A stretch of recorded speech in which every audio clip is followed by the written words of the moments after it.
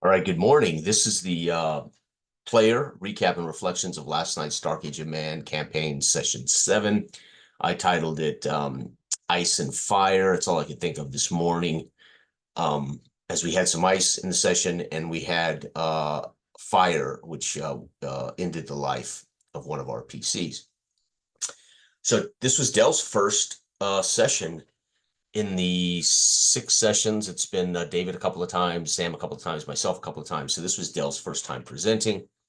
His character, Savrik, was killed by a vampire in the last session. So it's a good time for him to GM this session or present this session using the Dark Age of Man, using our Dark Age of Man uh, terminology, right? Um, Dell, I'll leave Dell to make a video recapping how he did some things, but he did do some things that were unique with well, I'll let him talk about that, but he did some unique things and set up and some unique things with Sam's character well, not I don't say pre-session, but just before session. I think he let Sam know um these are some. So our game has a setup. That's kind of what's going on in the world, and you have a minor, a major, and a minor dilemma. The players are aware of the inciting incident. They're set up their inciting incident, and the major and minor dilemmas are generally things that are hidden from the players. So Dell used, I think Dell. I'm talking about it anyway. I said I would let Dell talk about it, but just this is what I was thinking, and I think he did discuss this with us in our postmortem conversation last night. Um, which I'm going to try to, I've edited out of the video. I'm going to try to put that up as a separate conversation as one of our podcasts. So our post-session conversation will go up as a Candid Conversations with Dell podcast. So I've got to clip it and render it right.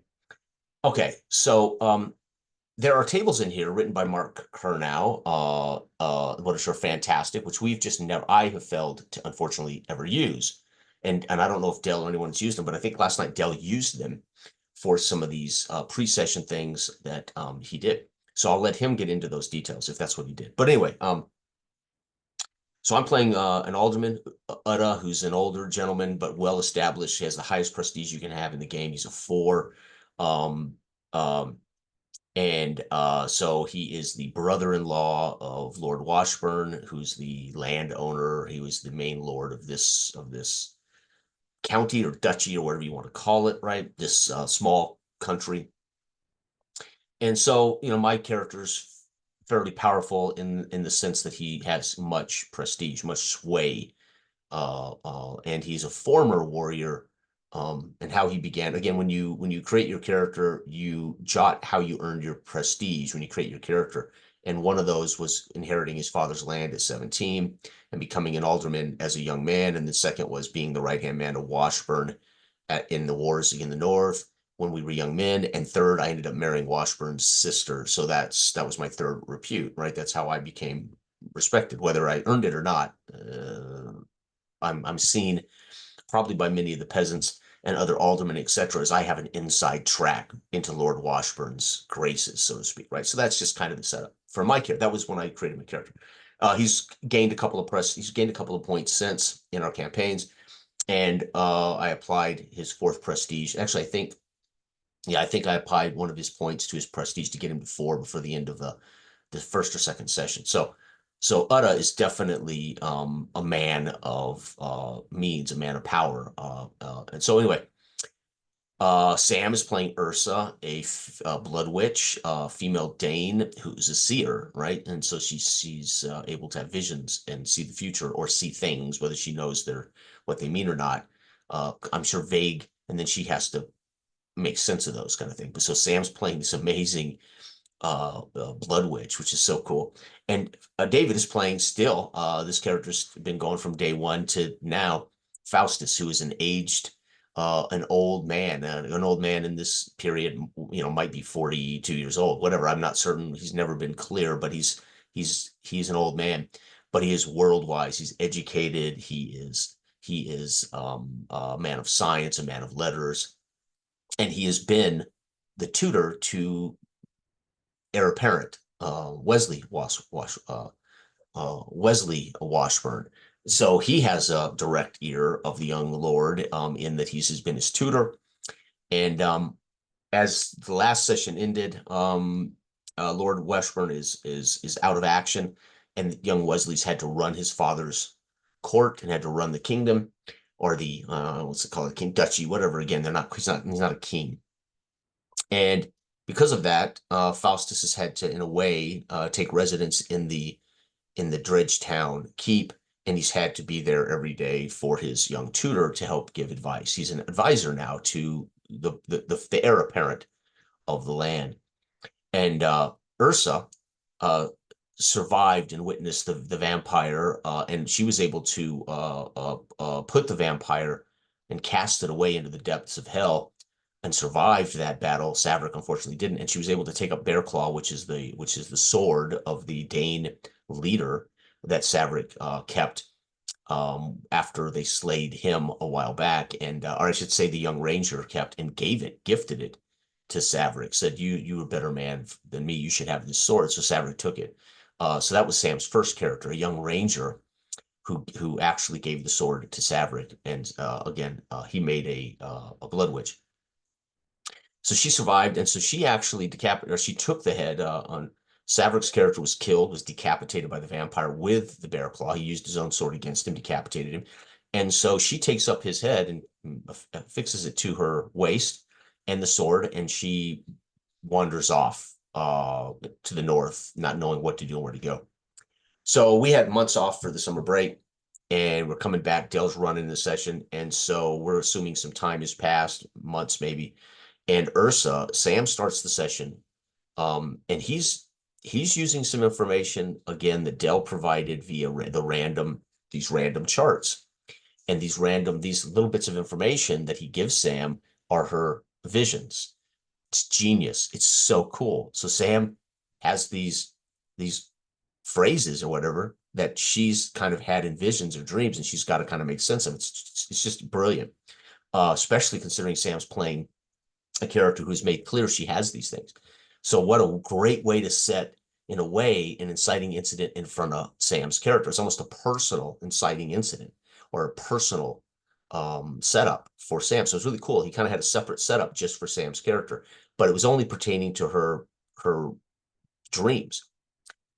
But Sam sets her up now with a new warband, a Viking army, and she has befriended or got herself into a situation as the seer for Halfdan, and he has a small army of Vikings, and they're moving south toward Dredgetown, and describes the weather, sets the weather. So Sam sets everything. Dell does what he's supposed to. He's naive. He could set it at the start if that's important to the setup, but if not, we can set it. Sam sets kind of the time of day, sets the weather, and talks about what they're doing. They're getting off road, and he remembers one of his visions of these pilgrims marching from somewhere with a box. And then we cut to my character, and I quickly establish Utta is sitting outside of young Wesweld's council chamber, waiting to be seen. And I'm a little irritated that I'm not yet been seen by Wesweld, and I'm looking for Faustus, and I'm there because I want to discuss these rumors of a witch with a warband coming from the north. So I literally confirm what Sam has said, and I make it instantly aware in session that Uda, his spies, his eyes, his agents all over our country, all over our county, have whispered to me that there's some Viking warband banging around in the north, led by this witch seer. And so I use that. I use what Sam's already said is true. And there's no reason for me not to assume that I would not have these agents and things but they would still be rumors. So I'm there to talk to Wesweld and see if he's heard the same, and if he can confirm it. And if not, we need to send somebody to investigate. But we don't get that far, right? We don't get that far. Where we end up with a council, and we end up with interrupted. We don't get to me saying, let's go find out if this is true, if these rumors are true. Okay. Then we go to Faustus, and he establishes Faustus is out for a stroll, basically in town, and he comes across And then Dell presents the first RSC. I think it's the first. It might be the second. I don't know. But Faustus kind of presents himself as out and about, and not necessarily engaged with Westweld in his chambers, right? So he has removed himself from being directly involved right now. And so Dell takes that and places in front of him the first RSC. And again, I think this was the first RSC. A bone, he recognizes a bleached bone sticking out of the muddy ground. And of course, Faustus engages this. He pulls the bone loose. He sees it's like a femur bone, and he looks it over and says, "This is strange. This body shouldn't be here, etc." But he leaves the rest, and he takes this bone and tucks it into his robes, and he heads in to our council chamber. Meanwhile, Ursa, we go back to Ursa, and they're setting camp. Ursa, as they're setting camp, she's praying. She's making some prayers and some doing some things.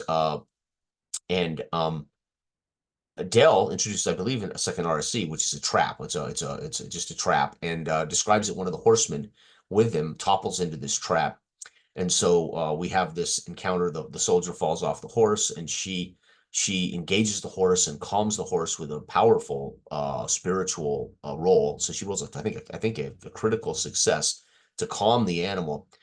And then once she gets it calm and kind of cooled down and all these soldiers are watching on, she then sacrifices it. She makes a blood sacrifice of it, which they all witness, and they're all, of course, kind of in shock. Where is she going with this? What she's doing? She begins to try to have see. And then we cut back to Uda, and Uda into chambers begins his conversation with young Westweld, asks how his father's doing, and then asks him if he's heard these rumors. Can you confirm these? Are you aware of this? And Westweld, of course, overwhelmed with all the responsibilities of an upcoming festival, which is because these pilgrims are bringing a box of bones of Saint Ethelweld for the festival, and he's concerned about it. And then my character, I literally, once I get this information from Dale, I'm like, okay, we definitely need to send scouts. We need to protect these pilgrims. And if these are true, we don't want these pilgrims overcome with these religious relics. We do not want them overcome by these Dane barbarians. So my character already, instantly, the simple conversation with the young Westweld ups my want to make sure this does not happen, because it would look bad on the Washburn family if these pilgrims with these holy relics were massacred. But we don't get to that negotiation yet, as he dismisses everybody with this information and calls just some key aldermen and nobles in and demands Faustus be found and brought in. So we're all now in a powwow, not a Wiccan, but we're all in this powwow and discussing this. And Faustus delivers this. So my character, again, states that I think this is what we need to do. We need to investigate this. We should protect these people, but we need to find out, too, if there's just a loose Dane army running around. We just don't need it in the north. And Faustus agrees. He stands and he is first of all, he's seated next to Westweld, but he feels a frost, the bite of extreme cold in his ribs from this bone that he's tucked into his robes. And he gets up uncomfortable as it starts to spread to his robes. This frost, this permafrost starts to spread to his robes. And he moves around the room, and David, as Faustus, delivers this amazing speech, agreeing with Uda that this all falls on us. We must look into this. We must protect these pilgrims. And then Sam volunteers to role play Alderman Daedrin, who's been in many of our chronicles before. He's kind of a bastard, right? He's not an ally of Uda or really the Washburns, but he's one of the aldermen.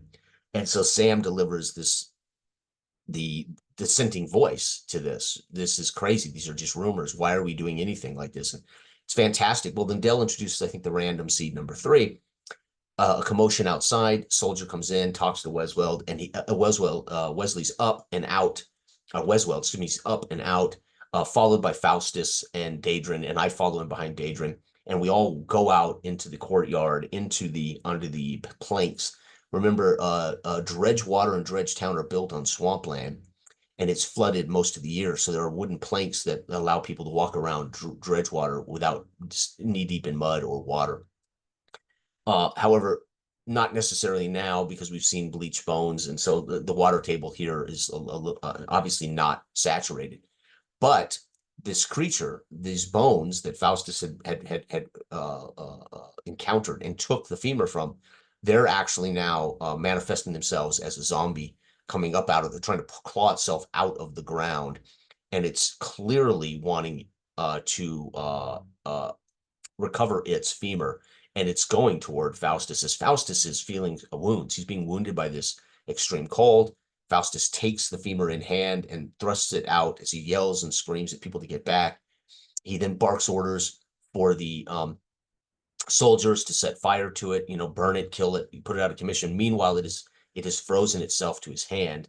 Uda comes out having kind of taunted Daedrin. On our way out, I was taunting Daedrin about his choice in these matters are going to ultimately end in his loss of prestige. So I'm just giving Daedrin up. I'm following him out, and I'm telling him in his ear what a worthless bastard he is.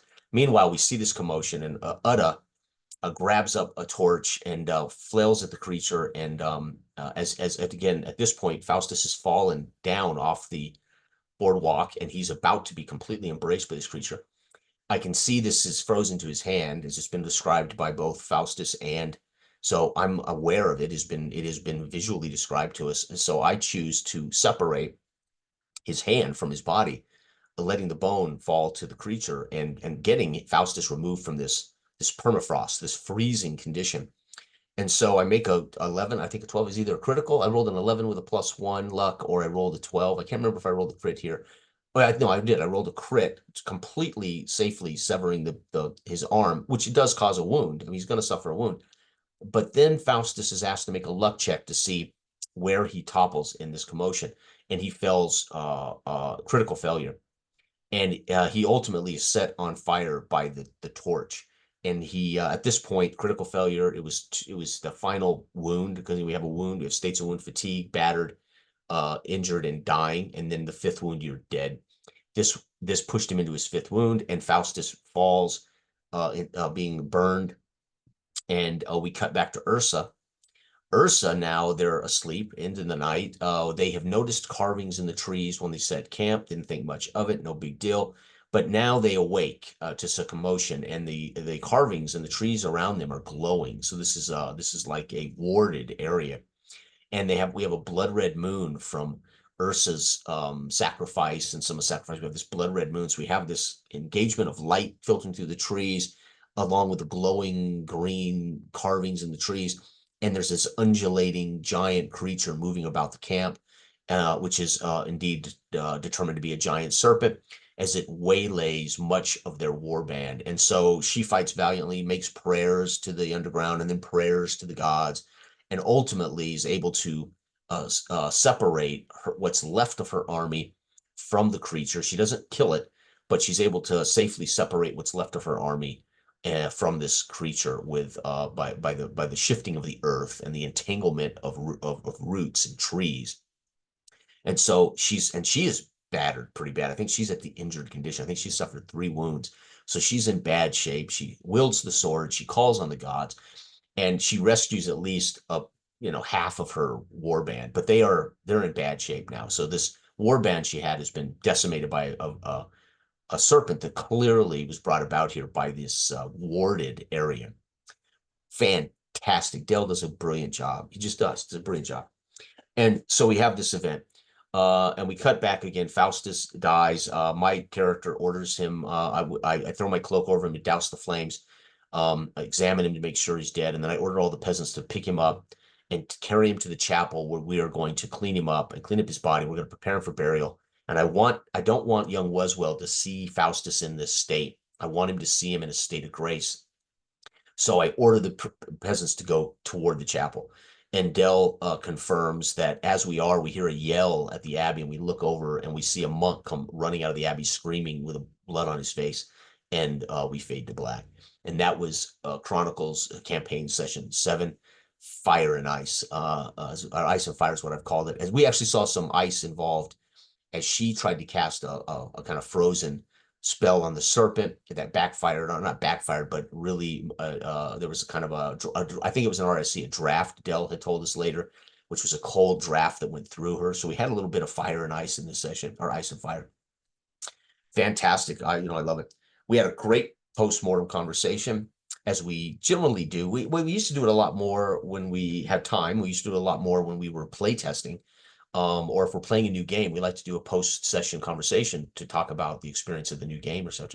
But I think it's just been so long since we've all been together, and it was fun. And Dell hasn't GM'd us yet, and we had a great conversation. And we talked a lot about what this game demands of players and GMs that D&D, the traditional game, does not. Traditional role-playing games do not. It really is much of a role reversal between the GM and the players, and we talked a lot about that.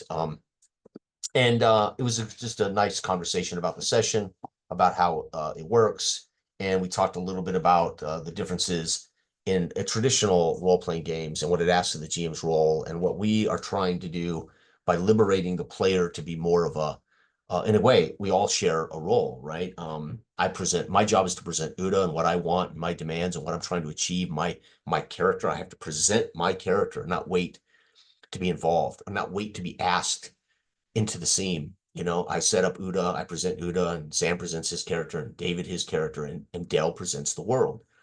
And we all are, in a way, naive to what's going to happen or what's going on, but we all aren't naive to what our motives are. What Uda wants and what Uda wants to achieve, or Ursa's trying to do and achieve. We're not ignorant of those things, but we don't know where it's going to go, how it's going to go. And the GM is supposed to be naive and only play upon what we're trying to do, and then introduce these random seeds that complicate or could aid us. It just depends, right? How dice fall.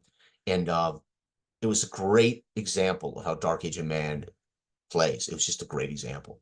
I can't say anything more than that, other than Dell did a brilliant job. And what Dell did differently, Dell really stayed. It was interesting. Dell really stayed back and out of the way early.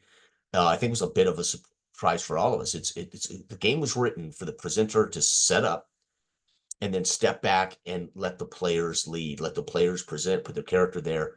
The character sets their scene, what's going on, et cetera, and then the presenter will play off that and maybe introduce a random seed if something he's rolled makes sense here.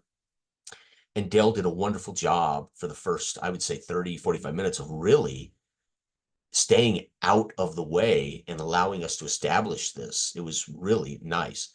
And then, of course, once this is established, it's natural for the presenter to be the NPC and role play Weswell, then to ask us for roles. And it was a fine example of what the presenter really should be. And I got to give him credit. Hats off, brother. It's fantastic. And it felt really like what I want characterization and role playing to be in a role playing game. I've said it before. When I play D20, I play D&D. We role play, but it ain't what I would call a characterization game. It's not a role playing game. It's more of a game that we happen to role play in. Dark Age of Man is saying role play, go for it. Characters, role play. And our system is so simple, and our system is universal, that it can be asked to come up anytime we need it to come up in play. D&D doesn't work that way. It's procedural, and there are procedures for all kinds of different things. Done the D20 game in general, but a lot of these games don't function that way, right? You are playing toward a skill check. You're playing toward a thing. Well, in Dark Age of Man, you're playing a character in which the presenter may say, we need to make a luck check here. You need to make, right, okay. So, and you can demand it. I can say, I want to use my prestige here to order this soldier to do something for me. And Dell can say, you're a 4, he's going to do whatever you say. Or he can say, yeah, let's make one, but it's easy, whatever. So I can demand that I get to use some things, or vice versa. But it's really, I've said it before, your role playing does not interrupt the system, and the system never interrupts your role playing. In something like traditional gaming, you can either role play through the system and waylay the system, or the system is the only way you're going to be able to role play, right? And so there's a big difference between what we're trying to do with this simple game and this type of play place for presenter and players versus traditional gaming. And there's nothing wrong with traditional, but mini games, I don't feel like I don't feel like I get a chance to characterize, therefore role play. I get opportunities to do the role playing, but the game is a game. It's not about characterization of role play or of again, my motives as Vela is my motives of a fighter looking to get treasure and get better and to unearth some mysteries. In Dragon Slayer, there is no other role play for Vela. Vela does not have these hidden agendas and motives of what I want to achieve or what I would like to do. And so I'm not coming to that game with anything other than Vela's a personality. And we're all in agreement of what we're trying to achieve: get treasure, get stronger, and uncover some mysteries, right? Maybe in this evil thread, if we discover there's some evil entity we can end or something.